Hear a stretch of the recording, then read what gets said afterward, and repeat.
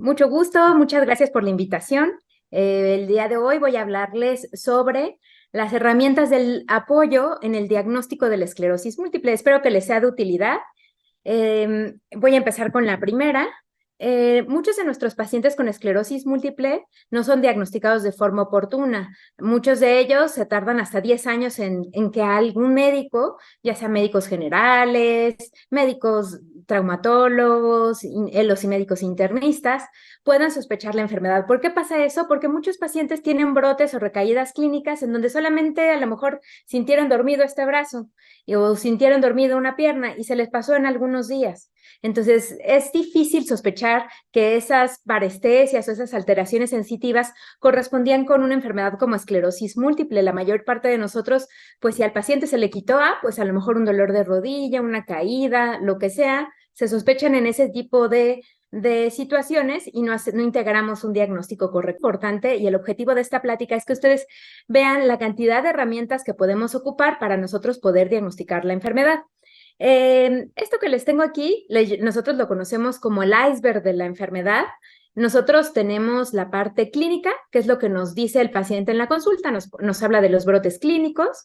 Nosotros en consulta debemos de explorar los signos neurológicos, que eso es a lo mejor muy obvio, pero no necesariamente. A veces el paciente nos refiere que hace 3 años tuvo una visión borrosa y nosotros no nos queda claro si es una neuritis óptica o no, pero en cuanto vemos un fondo de ojo y encontramos un signo fidedigno de que tuvo palidez de papila o que ya tiene alguna alteración, ya nos queda claro completamente que hay alguna alteración. Entonces, la exploración neurológica es muy importante para que nosotros integremos un diagnóstico objetivo, ¿no? A veces las descripciones subjetivas de los pacientes no son suficientes y por eso la exploración neurológica es una herramienta, la principal que tenemos a la mano.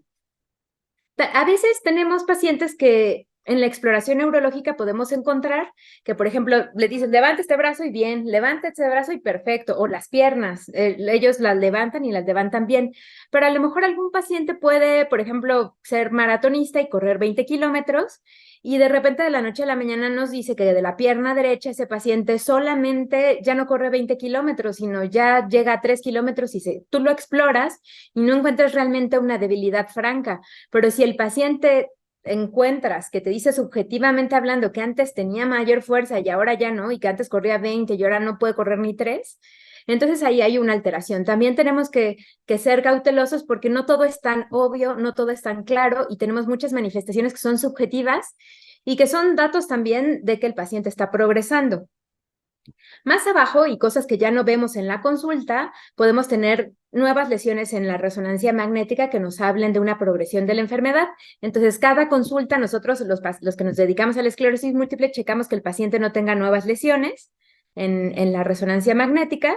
Tanto en sustancia gris, vemos atrofia cortical, que el paciente no se le está haciendo el cerebro más pequeñito.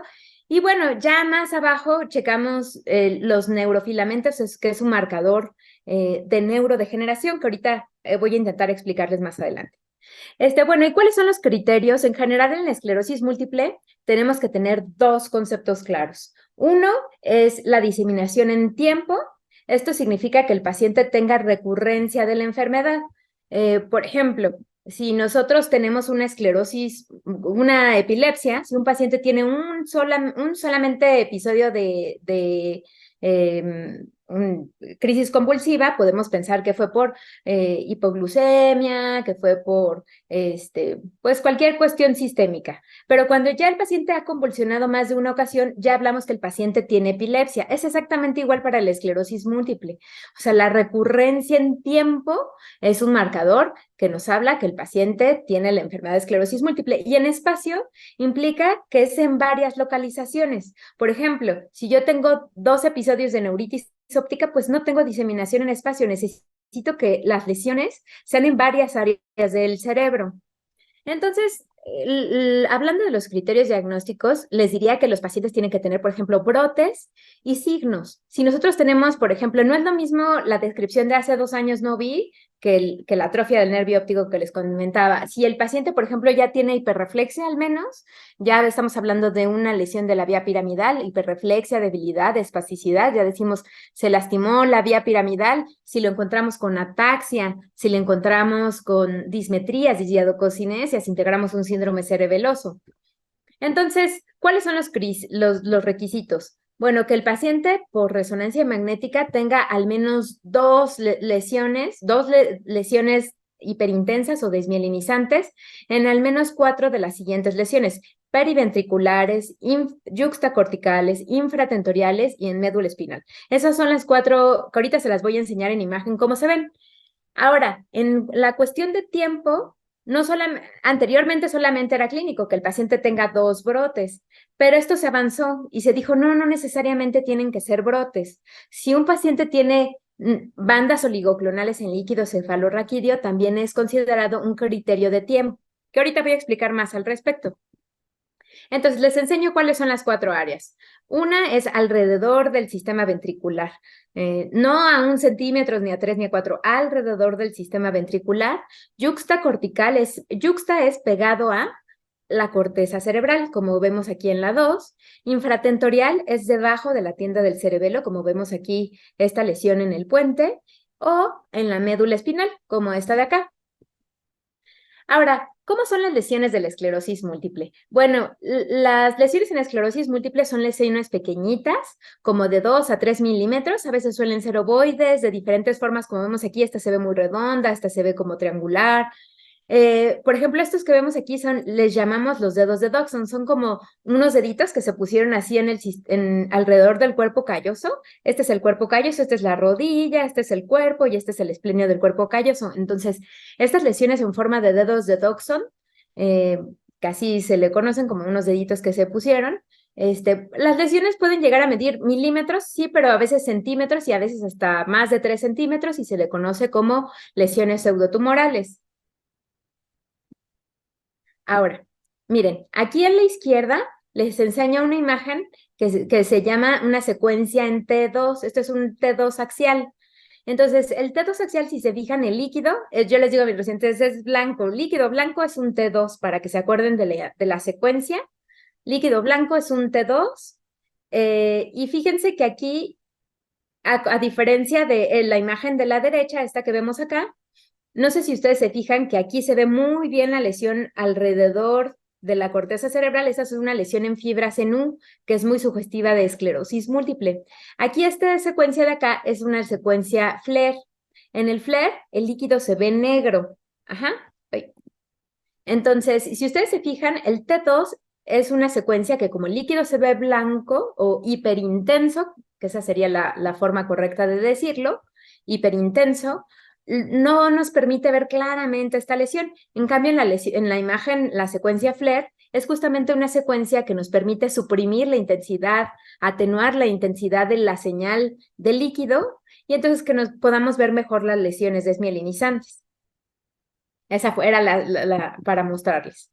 Bueno, entonces empezamos con un ejercicio. Para ustedes, ¿cuál de estas dos tiene esclerosis múltiple? ¿La de la izquierda o la de la derecha?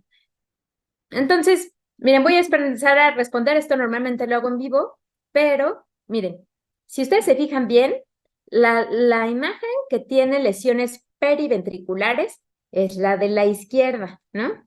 Tiene un signo que se llama dot dash sign, que es este de punto y coma, como que si hiciera bolita, rayita, bolita, rayita. Aquí nosotros tenemos la unión calloso-septal entre el cuerpo calloso y el septum pellucidum de acá abajo.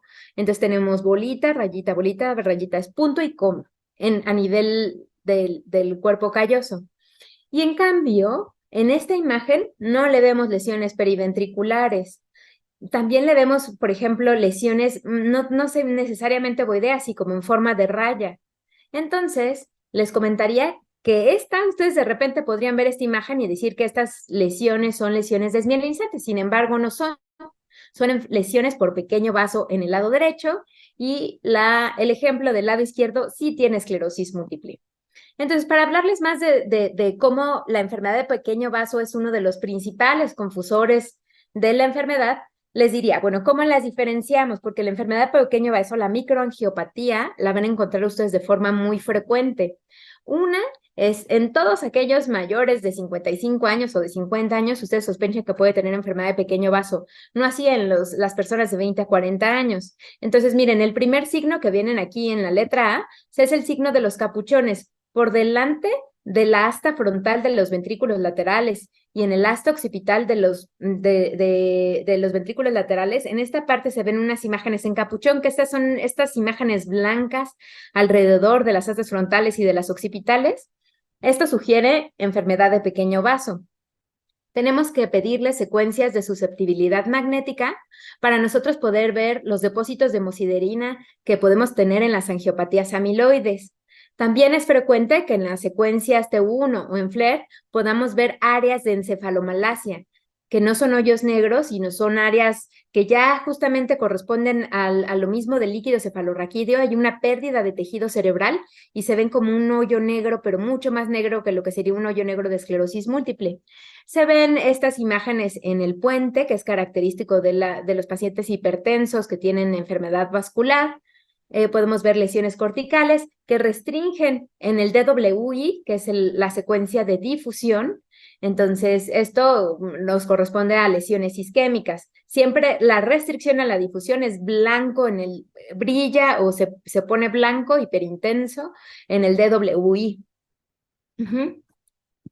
Entonces, ahora, nosotros podemos saber que un paciente tiene nuevas lesiones, pero también a veces queremos saber si en ese momento el paciente está teniendo un brote o está teniendo actividad inflamatoria. Para eso, nosotros le ponemos contraste a los pacientes y podemos tener tres tipos de realce: el realce nodular, el realce en anillo completo y el realce en anillo incompleto o en U. Con las fibras, aquí está la U, que este es un realce característico de las enfermedades como la esclerosis múltiple. El realce nodular es común, pero no solamente en esclerosis múltiple, y generalmente el realce en anillo completo, les dejo en casa que piensen cuáles son los diagnósticos diferenciales que ustedes pensarían cuando vieran una lesión así. Piénsenlo un segundo.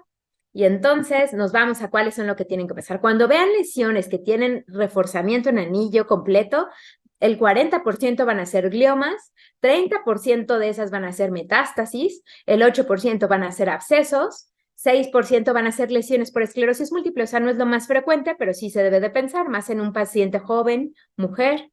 Puede ser necrosis por radiación, por eso hay que preguntar si no tuvieron radiación. Puede ser un infarto en una fase subaguda o puede ser un linfoma. No es sencillo nada más por verlas, pero lo importante es que sabemos que cuando encontramos este realce, quiere decir que hay inflamación y que la barrera hematoencefálica, que no es otra cosa que las células epiteliales de los vasos a nivel cerebral, se rompieron y entonces el medio de contraste que estaba intravascular pasa al tejido cerebral. Hay una ruptura de esta barrera y pasa adentro. Entonces, por eso vemos la captación de gadolíneo. Bueno, ¿y cuánto tiempo después de que un paciente tuvo actividad, se inflamó, cuánto tiempo, vamos a decir, ya no vemos esa lesión con realce al contraste? ¿Cuánto tiempo dura después de una vez que hubo un brote? Bueno, pues esa placa aguda más o menos va a durar de 3 a 6 semanas en estar captante de gadolíneo. Entonces, ustedes no le van a pedir a un paciente que le dieron metilprednisolona por 5 días. Por mucha metilprednisolona no le van a repetir la resonancia magnética a los 8 días, a los 10 días, ni a la semana, ni a las 2 semanas, porque es posible que la sigan viendo captante de gadolíneo y no significa que el brote haya sido 2 o 3 días previos. Ahora, ¿por qué el gadolínio está en el punto de mira? Ya se había tenido con otros medios de contraste evidencia de que producían daño en los tejidos cerebrales. Recientemente hay algunas publicaciones de que se encontró el medio de contraste en cerebros de pacientes que les habíamos hecho estudios de resonancia magnética con gadolínio. No se sabe si hasta la fecha o no se ha demostrado un estudio de que esto pueda ser dañino, pero tampoco de lo contrario. Entonces, hubo una alerta en el 2015 por la FDA diciendo que sí había depósito de gadolínio, que aunque no se había demostrado que esto pudiera ser perjudicial para la salud o algún caso clínico de que por poner medio de contraste les estemos generando daño, que tratáramos de ser prudente en las decisiones de administrar el gadolinio solamente en los casos que realmente lo ameritaba, hasta que no hubiera más evidencia suficiente de que realmente el fármaco no va a producir ningún daño a largo plazo. Entonces, ¿cuándo se recomienda usar gadolinio y pedir una resonancia contrastada? Solamente cuando tenemos dudas diagnósticas, o sea, por ejemplo, si un paciente tuvo claramente un brote, pues no, ya sabemos que tuvo actividad clínica y no es necesario pedir un estudio contrastado. Pero cuando tenemos sospechas o dudas de que haya actividad o no, solicitarlo. Cuando tenemos sospecha de que tenemos una leucoencefalopatía multifocal progresiva y queremos decidir si cambiamos un fármaco o no, también es requisito. O cuando tenemos a un paciente que tenemos terapias de baja eficacia como interferones o acetato de glatiramer y que queremos determinar que, pues, híjole, a lo mejor tiene actividad clínica y la posibilidad de que ese paciente tenga actividad por resonancia es más alta, perdón, y por eso lo solicitamos. Medir o no el volumen cerebral en realidad todavía no es práctico en nuestro medio. Ni siquiera en el primer mundo es un estudio que se recomiende año con año. Tiene muchas como dificultades técnicas. Por ejemplo, cada año nosotros podemos tener una atrofia dependiendo de la edad. Entonces, normalmente tenemos del 1 al 2% de pérdida cerebral. El volumen cerebral también tiene cambios con la hidratación o la hidratación, entonces hablar de que de un año a otro año se perdió tejido cerebral, para que pudiéramos evaluar esa progresión, en general necesitamos varios años y tener, en la mayor parte de pacientes, tenerlos. Son caros los estudios y le llevan al radiólogo mucho tiempo poder medir el volumen cerebral, por lo que no es parte de la rutina clínica que hagamos diario al medirla, pues sin duda para los estudios de investigación y sin duda son muy útiles, pero no son todavía prácticos. Esa es la recomendación de los radiólogos a nivel mundial, es que no es un estudio que se deba de usar en la práctica clínica. Entonces vamos a empezar con un poco de casos clínicos. Esta es una femenina de 34 años. Tuvo en abril del 2019 una pérdida súbita de la visión del ojo derecho, dolor al movimiento ocular, le diagnosticamos una neuritis óptica del ojo derecho, la exploramos en la agudeza visual, tiene una disminución de 20/200 e incluso tiene un defecto pupilar aferente, o sea, le ponemos la luz y la pupila no se contrae. Eso es un defecto pupilar aferente, que no se contraiga la pupila cuando le tomamos la luz. En los pacientes que no ven, siempre tienen este defecto pupilar aferente porque no les llega la luz y entonces no viene la respuesta de contracción de la pupila. No le encontramos más síntomas neurológicos, no le encontramos más signos neurológicos. Le pedimos una resonancia magnética, pero hasta la siguiente consulta. Y en la punción lumbar le encontramos bandas oligoclonales en el líquido cefalorraquídeo. Hasta ahorita, lo que tendríamos, ustedes si lo vieran en su consulta, ¿qué le dirían que tienen?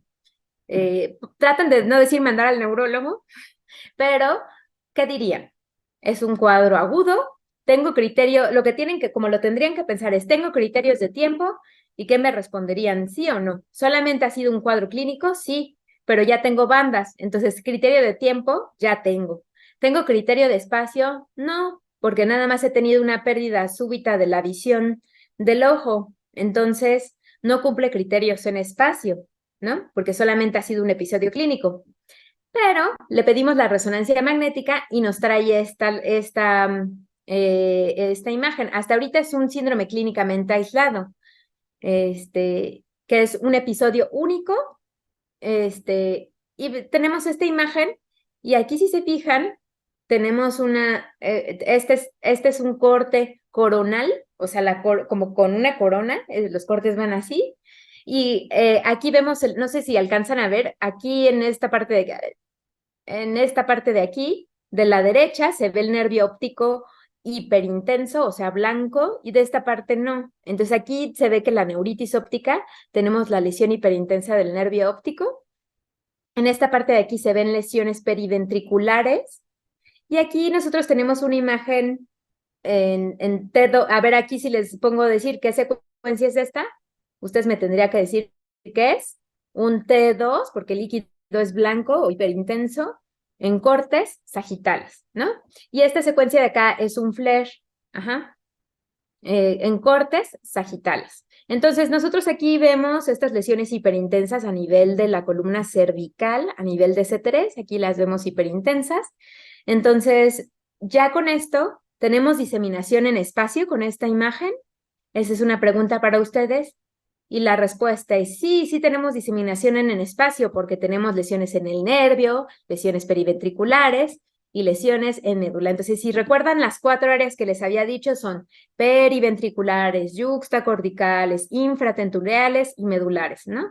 Entonces, aquí sí tenemos más de una lesión en más de una área de 2 áreas del sistema nervioso central. Entonces, ya esta paciente cumple criterios de tiempo y de espacio, entonces ya tiene esclerosis múltiple. Ahora, la neuritis óptica sigue siendo un diagnóstico clínico, o sea, el dolor al movimiento ocular, la baja visual, la exploración de las alteraciones en la percepción de los colores con las cartillas de Ishihara son los síntomas más importantes, y los signos de la discromatopsia, esta parte de que no vean, a veces es importante que no solamente se exploren las cartas de Ishihara, sino que se le pregunte al paciente si la intensidad del rojo, por ejemplo, es igual que en el ojo derecho que en el izquierdo. A veces te dicen rojo, muy bien, te dicen los colores, pero no ven la misma intensidad de color. Es importante que utilicen las cartillas de sensibilidad al contraste de Pelly-Rose para ver si los contrastes, eso es algo mucho más sutil, no los ven perfectos. Sí es importante que llevemos siempre una lamparita para explorar el reflejo fotomotor. Y bueno, sigue siendo importante nuestras preguntas sobre cómo fue el episodio, en cuánto tiempo se instauró, para saber que es una neuritis óptica típica desmielinizante. A veces podemos sobrediagnosticar las neuritis ópticas desmielinizantes. La causa más común con la que la confundimos es con una neuritis óptica isquémica anterior. Entonces, miren, aquí les pongo un artículo que nos dice cuáles son las causas más frecuentes de neuritis óptica con las que la confundimos. Bueno, síntomas visuales de una migraña, una pérdida visual funcional, o sea, pacientes que no tienen nada y que de repente dicen, ay, no veo, pensamos que tienen esclerosis múltiple, y en realidad si les hacemos unos potenciales evocados visuales, vemos que estos son normales y que no hay un daño en el nervio óptico. Pacientes con neuropatías ópticas isquémicas, tanto arteríticas como no arteríticas. Para checar si son arteríticas, tenemos que medir la BCG y la PCR, que son, no necesariamente, digo, hay casos en donde podemos tener arteríticas y que tienen esto normal, pero en la mayor parte de los casos, la BCG y la PCR se incrementan en las arteríticas. Puede un trauma, el antecedente de un trauma, el antecedente de una infección. Por ejemplo, es importante averiguar si los pacientes tienen VIH para ver si no tienen una neuroretinitis por toxoplasma, que es una causa frecuente de baja visual. Las oclusiones de la arteria central de la retina o de la vena de la retina, de la arteria o de la vena. El edema macular. Los drusen del nervio óptico a veces son una causa frecuente que nos confundan de borramiento del nervio óptico. Uveitis y trocleitis, y la causa más frecuente de ceguera a nivel mundial es el glaucoma. Entonces, también los glaucomas agudos también pueden darnos cuadros de baja visual aguda. Ahora, nosotros tenemos una dificultad estructural en la evaluación del nervio óptico. Ya quisiéramos que el nervio óptico fuera como en este esquema, todo derechito y plano, pero en la realidad el nervio óptico va así como un trayecto sinuoso, como este que vemos aquí.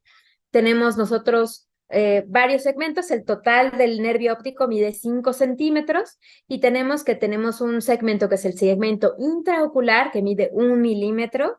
El intraorbitario mide 25 milímetros, que es adentro de la órbita. El intracanalicular, que mide 9 milímetros. Ya acá este es el intraorbitario, ¿no? Intraocular, perdón, el de 1 milímetro. Intraorbitario sería todo esto, adentro de la órbita. Intracanalicular es este de 9 milímetros y el prequiasmático es de 16 milímetros. Y ya este es el quiasma óptico. Estos son los segmentos de 5 centímetros que tenemos, bueno, todo el nervio óptico es lo que mide. Entonces, sin embargo, a veces tenemos mucha grasa periocular que hace que las secuencias brillen y que no nos permitan evaluar bien el nervio así de clarito como lo vemos aquí. Por eso tenemos que pedir siempre en los estudios secuencias con saturación grasa, como esta que vemos aquí. Aquí se ve muy claro, como no tenemos la confusión de la grasa ya se la borraron, le borraron lo que se ve blanco. Aquí tenemos que el ojo derecho se ve muy claro, se ve negro en el centro y solamente en la periferia se ve hiperintenso. Y aquí nosotros tenemos en el ojo izquierdo que todo el nervio óptico se ve blanco o hiperintenso. Esto quiere decir que hay una lesión desmielinizante en este nervio. Aquí también tenemos el realce. Entonces, la clave y el tip en esta diapositiva es pedir secuencias con cortes coronales en órbita y secuencias con saturación grasa. La más frecuente que vamos a encontrar son secuencias de ecogradiente, que es lo más, si ustedes le ponen con secuencias ecogradiente, va a ser lo que más le van a entender el radiólogo. En la literatura se describe que la secuencia radial vive es de las mejores, pero no necesariamente la van a conocer así todos los radiólogos, con ustedes le soliciten un estudio de resonancia. Otra de las herramientas, porque el tema de esta plática es sobre las herramientas en el diagnóstico, que está súper interesante, es la tomografía de coherencia óptica. Este estudio es un estudio que nos permite ver las neuronas, es una ventana para ver la cantidad de neuronas, así como si midiéramos la atrofia cerebral. Sin embargo, se dice que tiene menos errores que lo que tienen los softwares para medir el volumen cerebral. Nosotros tenemos que esta técnica nos permite medir o casi ver todas las capas de la retina. Miren, fíjense, este es un corte histológico que ven a la derecha de las capas, de las 10 capas de la retina. Y ustedes fíjense acá, esta es una imagen por tomografía de coherencia óptica, casi se ven las capas. Entonces, esta que les ven aquí en color anaranjado es la capa de fibras ganglionares. Esas capas de fibras ganglionares son consideradas neuronas. Entonces, con la tomografía de coherencia óptica es una forma de medir la cantidad de neuronas que tenemos en nuestro cerebro, en la retina. Y es una forma indirecta, lo sabemos, pero nosotros, hay estudios de que hay un adelgazamiento de esta capa, se llama RNFL, red de fibras nerviosas de la retina. Esta capa se adelgaza en enfermedades neurodegenerativas, como cuál, pues la demencia, el Alzheimer, el Parkinson, incluso en la esquizofrenia, obviamente enfermedades como la esclerosis múltiple. Entonces está mucho más interesante porque es una forma que podemos nosotros medir neurodegeneración. Ahora, claro que en unos pacientes que tienen neuritis óptica y que se les lastimó el nervio, pues obviamente esa capa va a estar lastimada por la neuritis. Entonces, nosotros pedimos la tomografía de coherencia óptica no solamente en los que tuvieron neuritis óptica, también para ver la neurodegeneración, pero sí, en los pacientes con neuritis óptica, esta capa va a estar más adelgazada. Ahora, es mucho más profundo el daño en los pacientes que tienen una neuritis óptica por neuromielitis óptica que los que tienen una neuritis óptica por esclerosis múltiple. Entonces vamos a otro caso clínico. Masculino de 38 años, tuvo debilidad de la pierna izquierda hace 8 años y hace un año tiene debilidad de la pierna derecha. Tiene hace 2 años una pérdida visual que no nos sabe describir bien el paciente y que le habían dicho que era glaucoma y no sabemos más. ¿Qué es lo siguiente que hacemos después de ver a un paciente? No, que debilidad y ese es su padecimiento actual. Lo siguiente que debemos de hacer siempre es vía un médico general, un oftalmólogo y un ortopedista. No sigan en su pensamiento. Lo siguiente que sigue es la exploración neurológica. Entonces, ¿por qué? Porque esta nos puede hablar de si hay ya datos objetivos de que tengamos diseminación en espacio. Entonces, ya en la exploración neurológica le encontramos que tiene una parálisis de la mirada conjugada a la izquierda, debilidad de ambos miembros pélvicos, espasticidad de ambos miembros pélvicos, hiperreflexia, ataxia, hipoestesia al tacto y vibración de la pierna izquierda. Con todo esto, ¿ustedes pensarían que el paciente tiene diseminación en espacio o no? ¿Está en una sola vía? Entonces, si nosotros pensamos en la parálisis de la mirada conjugada a la izquierda, sabemos que el paciente tiene una lesión en el tallo. La debilidad, pues sí podría ser del tallo y de algunas otras áreas del cerebro. Nos integran un síndrome en algún lugar de la vía piramidal.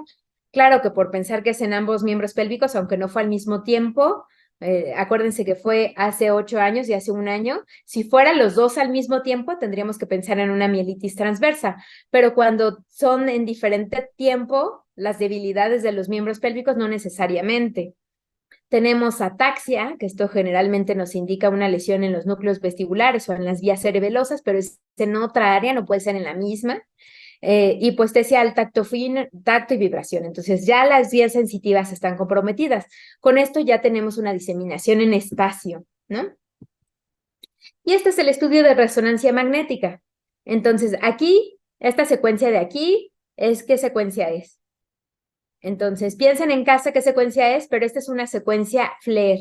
¿Cómo la distingo? Porque es una secuencia que la sustancia blanca se ve oscura y la sustancia blanca normalmente se debe ver, como este estudio de acá, la sustancia blanca se debe de ver blanca o menos oscura. Ustedes aquí en esta secuencia en particular no distinguen la sustancia gris. Aquí muy claramente esta es una secuencia FLAIR, se ve la diferenciación entre la sustancia gris y la sustancia blanca.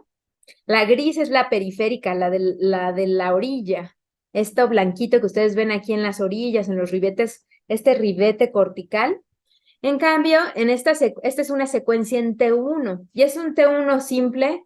No, este es un T1 contrastado. Aquí no sé si le alcanzan a ver estos vasitos blancos hiperintensos, que son los vasos que se ven. ¿Y qué le vemos qué ven de anormal en esta secuencia en T1 contrastado? ¿Alguien le ve algo? Sí, aquí nosotros estamos viendo estas tres lesiones nodulares. ¿Se acuerdan que ya les había explicado que había realces que eran nodulares, en anillo completo, en anillo incompleto? Bueno, pues en esta imagen nosotros le vemos tres tipos de realce nodulares que ya les había explicado y que implican actividad de la enfermedad. Entonces vamos a enseñarles esta secuencia en FLAIR en todo su trayecto. Y entonces nosotros en esta secuencia pasó rapidísimo. Vamos a volverla a ver. Entonces empezamos a ver que tiene múltiples lesiones. Este paciente tiene una alta carga lesional. Vean las lesiones a veces muy grandes, periventriculares. Ahí les estoy deteniendo, ¿no? Aquí incluso en las astas, en el tallo cerebral. Miren, en el tallo cerebral, en el puente hay múltiples lesiones. Entonces, tiene más de 50 lesiones, siempre debemos decir menos de 20 lesiones o menos de 10 lesiones, el paciente tiene baja carga lesional, de 20 a 50 lesiones tiene una moderada carga lesional y más de 50 lesiones el paciente tiene una alta carga lesional. En el estudio contrastado, nosotros vemos este realce al contraste, vamos a verlo aquí, y esto nos habla de la ruptura de la barrera hematoencefálica. Entonces, quiero que vean los diferentes tipos de realce al contraste. Aquí empiezo a ver una primera lesión. Aquí la veo, aquí ya vieron la lesión. Esa era una lesión en anillo completo, que más o menos la vieron pasar. Aquí nosotros vemos otra lesión en U, ¿no? Alrededor del tercer ventrículo.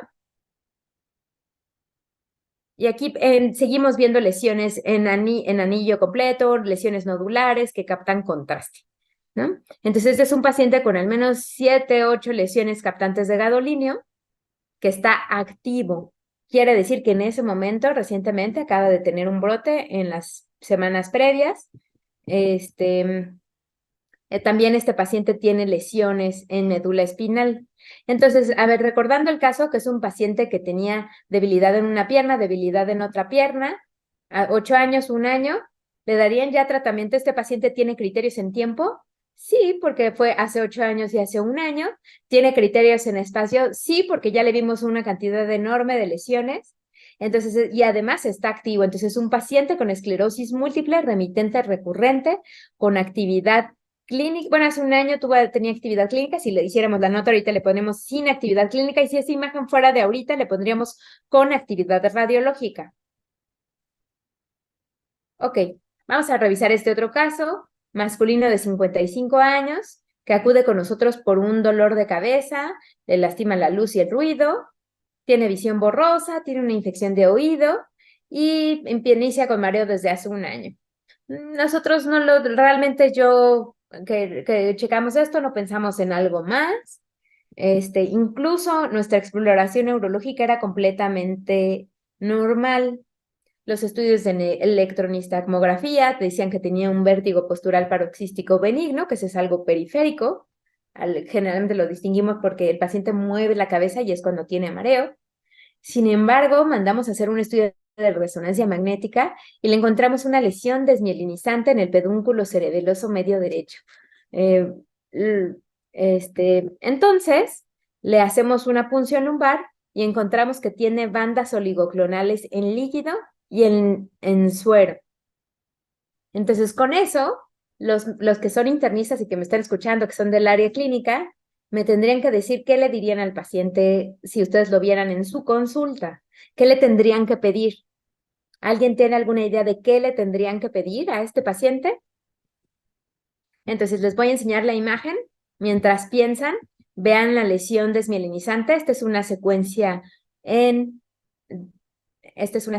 FLAIR. Ahí se vio la lesión desmielinizante. Y solamente vemos que hacia arriba no hay ninguna lesión más hiperintensa blanca que tenga el paciente. Este de acá es una secuencia, miren, contrastada. Vean cómo se ven los vasos, cómo se ve esto hiperintenso, cómo se ven los senos transversos, cómo se ve el seno recto, cómo se ven tanto venas como arterias. Vean la cantidad de pequeños vasitos que se ven en la corteza. Vean todas estas líneas como blancas que se ven alrededor de las cisuras. Y son lo que nos indica que es un estudio en T1 contrastado. Le dieron actividad, no tenía actividad de la enfermedad, ¿no? Entonces, con esto, ¿qué me dirían? Entonces yo seguiría, para seguir con el caso, ¿qué son las bandas oligoclonales? Proteína básica de la mielina, inmunoglobulinas o neurofilamentos. Tun, tun, tun, tun. Entonces, las bandas oligoclonales son inmunoglobulinas. Entonces, ¿qué es lo que nos traducen las bandas oligoclonales? Nos traducen inflamación. Si nosotros tenemos una síntesis adentro de nuestro líquido cefalorraquídeo, o sea, intratecal de inmunoglobulinas, estamos hablando de que tenemos un proceso inflamatorio en el sistema nervioso central.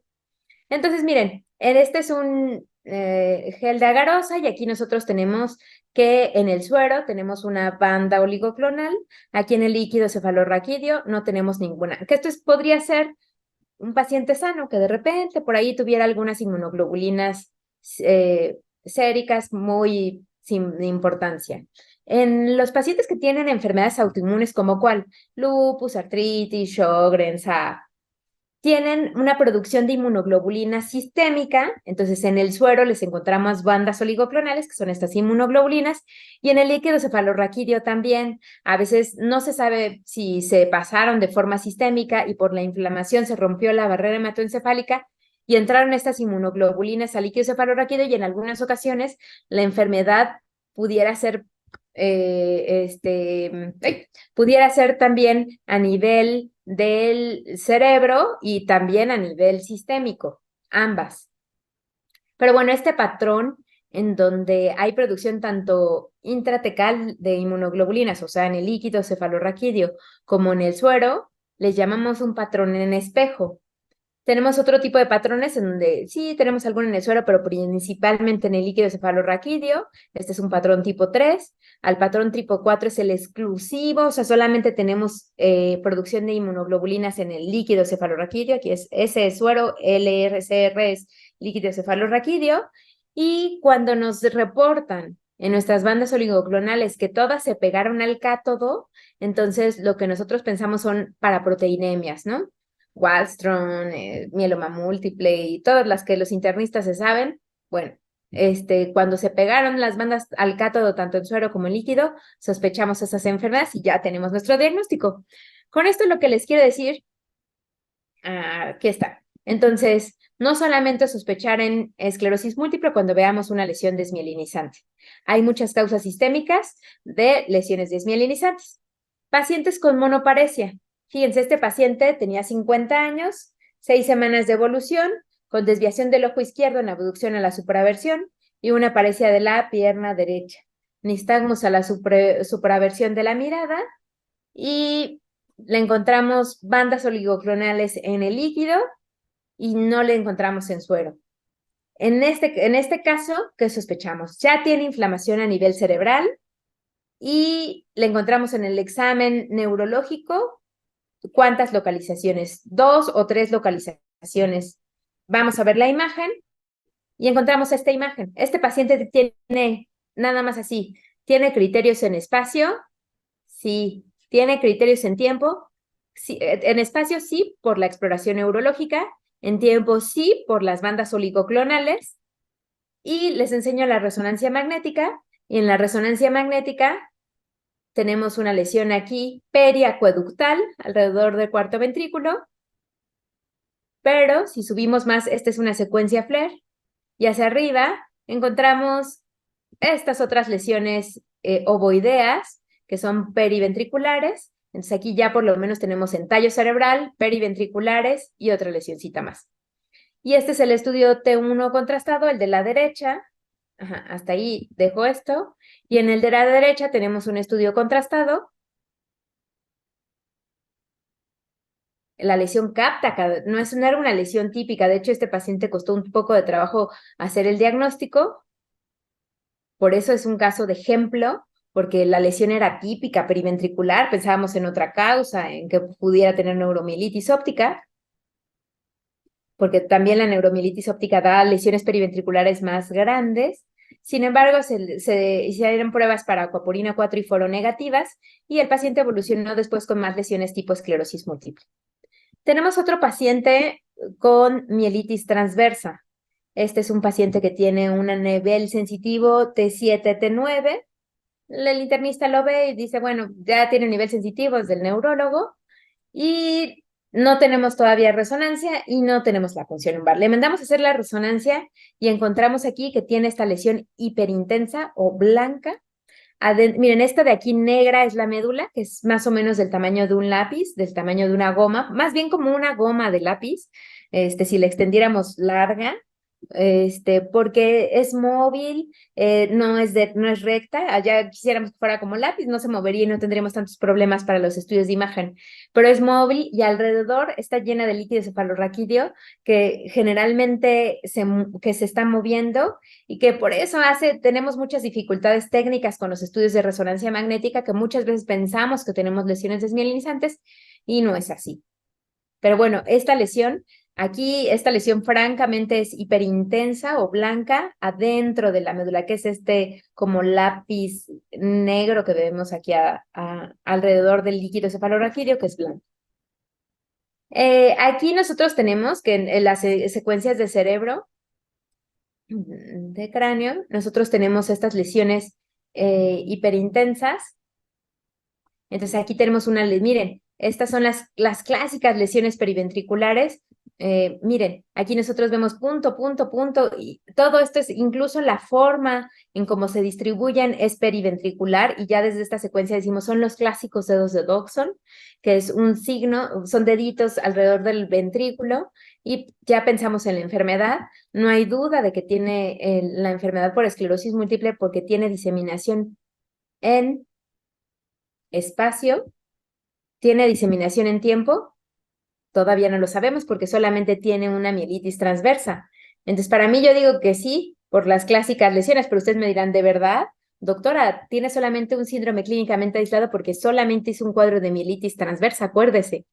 Entonces, le pido bandas oligoclonales. Entonces, estrictamente hablando, si las bandas oligoclonales me saldrían negativas, este paciente todavía no cumpliría con el criterio de tiempo, si salen negativas. Si me salen positivas, este paciente sí tendría criterio de tiempo y entonces ya le tendríamos que dar tratamiento para esclerosis múltiple. Esa es la parte del juego que quería que vieran, que con bandas, en este caso, sí tiene esclerosis, y sin bandas ante un episodio todavía no.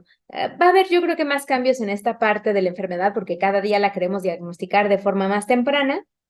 Hay algunas recomendaciones de que esto cambie y que con algunas lesiones medulares y con algunos otros marcadores de neurodegeneración que les voy a explicar después, ya podemos incluso a este paciente, aunque tuviera las bandas negativas, decirle que sí tiene la enfermedad.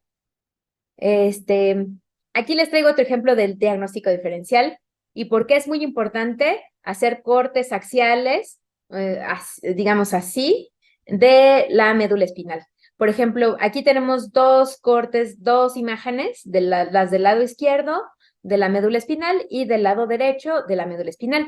Y si ustedes se fijan, en este corte sagital, nosotros aquí si lo hiciéramos el corte, miren, esta parte blanquita de aquí es el líquido cefalorraquídeo. Todo esto que ven aquí, eh, redondito, que aquí se ve muy bien, sí, porque es una imagen del libro, es nuestra médula espinal. Aquí nosotros la lesión hiperintensa o blanca que le vemos, la vemos en los cordones posteriores, en la parte de atrás. Miren, este es el cuerpo vertebral y esta es la parte de adelante de nuestra médula. Estas serían los cordones anteriores, los cordones laterales. Aquí si se fijan en esta lesión, la tenemos, cordones anteriores serían estos de aquí, este es el cordón lateral y estos serían los cordones posteriores, ¿no? Y esta sería nuestro centro, ¿no? Aquí estaría el acueducto cerebral. Y aquí vemos que esta lesión es en las cordones laterales de la médula espinal. Ese es el clásico de una lesión por esclerosis múltiple, una lesión en el cordón lateral de la médula espinal. Y por eso, en esta lesión, nosotros decimos que el paciente es una lesión clásica de esclerosis múltiple, y esta lesión, este paciente, estos de la izquierda, era izquierda contra derecha, entonces la derecha sí tiene esclerosis múltiple y es una lesión clásica, y la de la izquierda era un caso de un paciente con sífilis, que tiene unas lesiones hiperintensas en las astas occipitales, en las astas posteriores de la médula espinal. Ahora, ¿cuál es la utilidad de los potenciales evocados visuales? Fíjense, el 85 al 95% de los pacientes tienen unos potenciales evocados visuales alterados, incluso aunque no hayan tenido un cuadro de neuritis óptica. Entonces, no solamente se piden, o sea, con esto lo que quiero que entiendan es que no solamente se piden potenciales evocados visuales cuando el paciente nos dijo que tuvo una baja visual. En un paciente que tuvo una lesión cerebelosa, una paresia, y que tenemos dudas diagnósticas, podemos pedir unos potenciales evocados visuales. Y aunque el paciente no haya tenido manifestaciones, si estos están alterados, nos da criterio de diseminación en espacio. Un paciente con un síndrome cerebeloso y que tiene una lesión en la médula, por ejemplo, si queremos saber si tiene más lugares afectados, le hacemos unos potenciales evocados visuales y si están alterados, cuenta como punto de que ya es otra localización.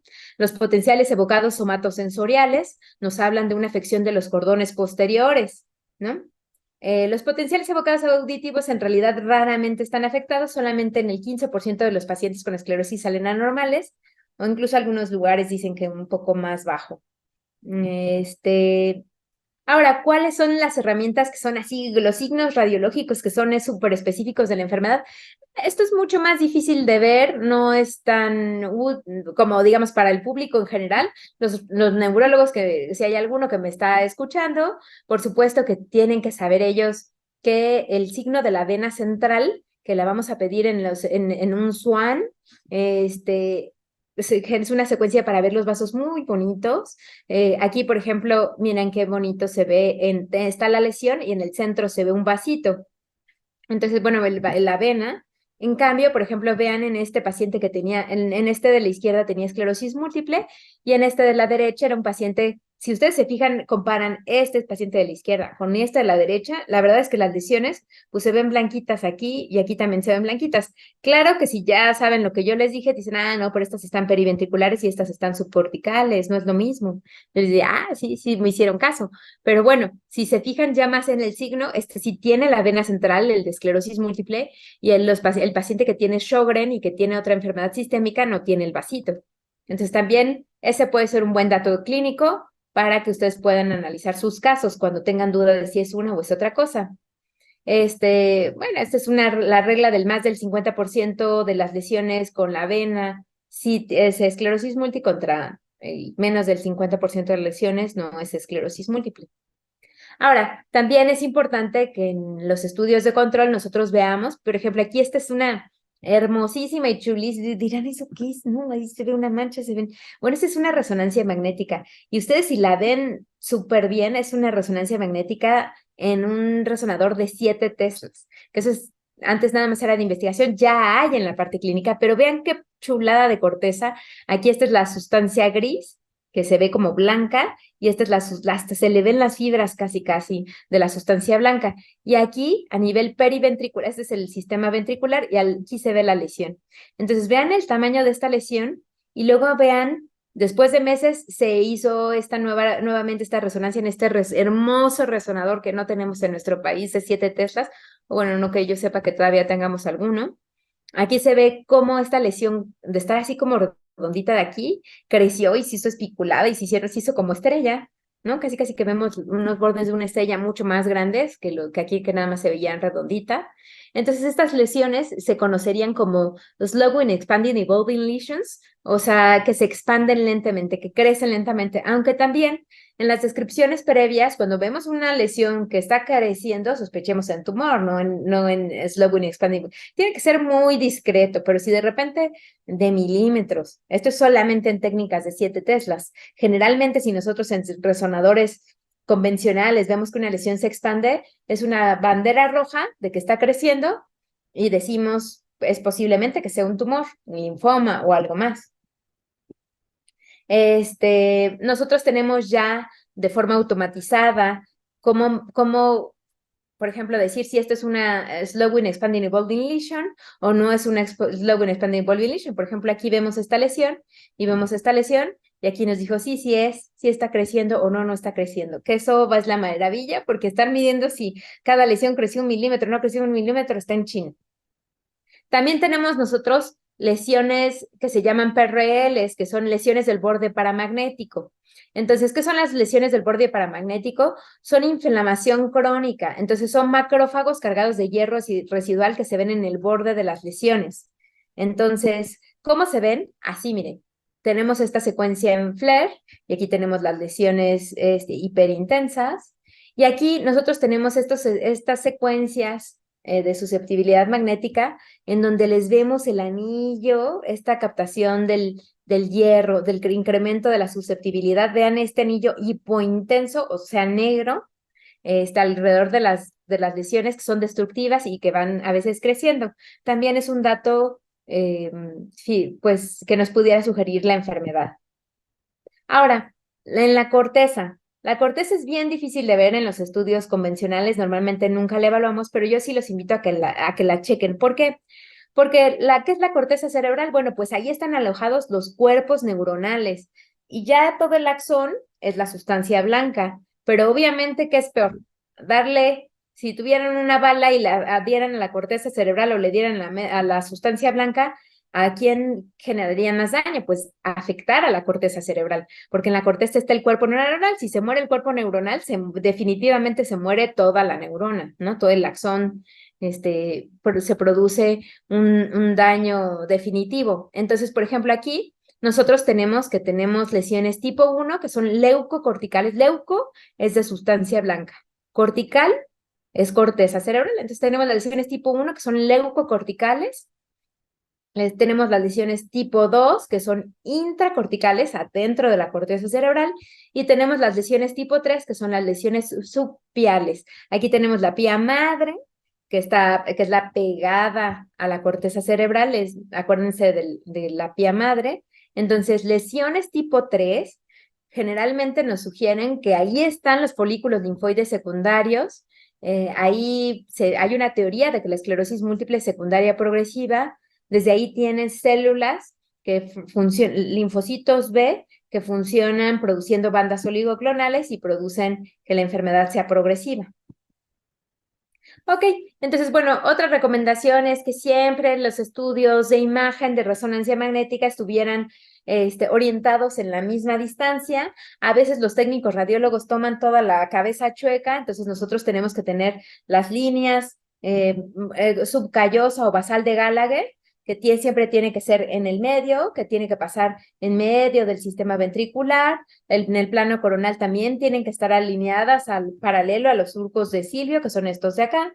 Y nosotras normalmente en el plano sagital se tiene que ajustar que la comisura anterior y la comisura posterior se cruce una diagonal entre esta comisura anterior, comisura posterior, y que pase así. Si no está ajustado esto, si no ajustaron el paciente y si no ajustaron, no vamos a ver el mismo corte en una imagen y en otra imagen, porque cada quien cortó diferente con el paciente con la cabeza chueca. Entonces, las referencias y el reposicionamiento son muy importantes, que los radiólogos cobren la importancia, sobre todo en enfermedades como la esclerosis múltiple, para que podamos contar. No es lo mismo tener 10 que 12 con un plano chueco y no volver a hacer el mismo corte. No es lo mismo que el espesor ideal es de 3 milímetros, que nos dará 42 cortes, o siempre de 5 milímetros, que nos dará 24 cortes. Cuando ustedes reciban un estudio de resonancia, vean cuántos cortes tienen para más o menos darse una aproximación. Entonces, el protocolo de imagen, tenemos que tener estudios axiales en T1, estudios en T2 y en FLIR 3D. Y las opcionales ya son secuencias en DIR, secuencias de susceptibilidad magnética, que les explicaba para qué, y difusión en caso de sospecha de LMP. Entonces, bueno, resumiendo, ¿cuáles son los mensajes claves? 3D FLAIR es la secuencia más importante para el diagnóstico y el monitoreo de la esclerosis múltiple. La restricción del gadolinio nos puede servir para valorar, bueno, más bien tenemos que restringir el gadolinio para las evaluaciones y el seguimiento, porque pues no sabemos si les pueda lastimar a los pacientes. Restringir el gadolinio es la otra mensaje clave. Y la resonancia de la médula espinal es importante para el diagnóstico y para el pronóstico. A veces no es de rutina, pero sí la tenemos que pedir para complementar, sobre todo en una resonancia basal.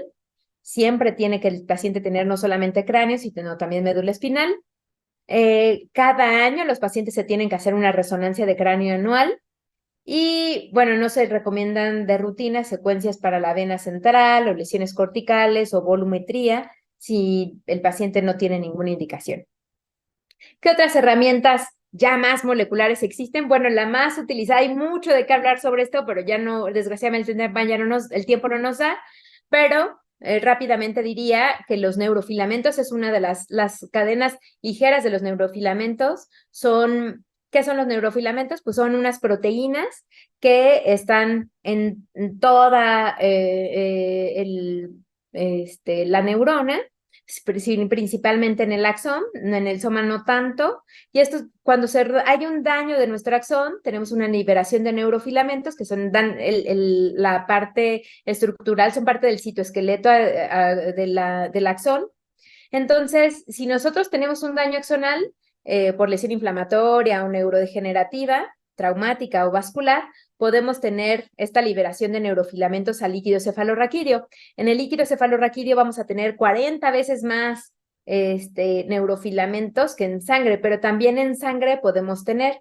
Hay nuevas técnicas que nos permiten reconocer qué tantas neurofilamentos tenemos y con eso determinar si un paciente se está neurodegenerando. No son específicas, pero por ejemplo podemos tener todas estas causas, tanto neurodegenerativas, traumáticas o vasculares, de que se incrementen, pero vaya que sí nos distingue de un paciente que acaba de tener un brote y que acaba de tener una elevación importante de neurofilamentos. Nos permiten ver que un paciente no, por ejemplo, él dice que está progrese y el paciente no tiene neurofilamentos ni un incremento significativo, pues difícilmente nos permite asegurar que es una enfermedad progresiva y no solamente que un paciente que tengamos que es quejumbroso, por ejemplo, que está deprimido, ¿no?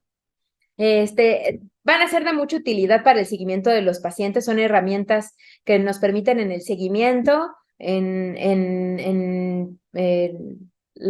determinar que es un paciente que tiene una enfermedad neurodegenerativa y nos va a servir para diagnosticar de forma más fidedigna los brotes. Y bueno, termino diciendo que hay muchas enfermedades con las cuales se puede hacer el diagnóstico diferencial de la esclerosis múltiple, con enfermedades neoplásicas y linfoproliferativas, todos esos tumores, con enfermedades vasculares, tanto primarias como secundarias del sistema nervioso central, enfermedades infecciosas, enfermedades granulomatosas y enfermedades desmielinizantes atípicas, otras muchas, como NMO, encefalomielitis diseminada aguda, esclerosis múltiple pseudotumoral, Marburg, Wallow, Schindler. Ese es amplio el diagnóstico diferencial.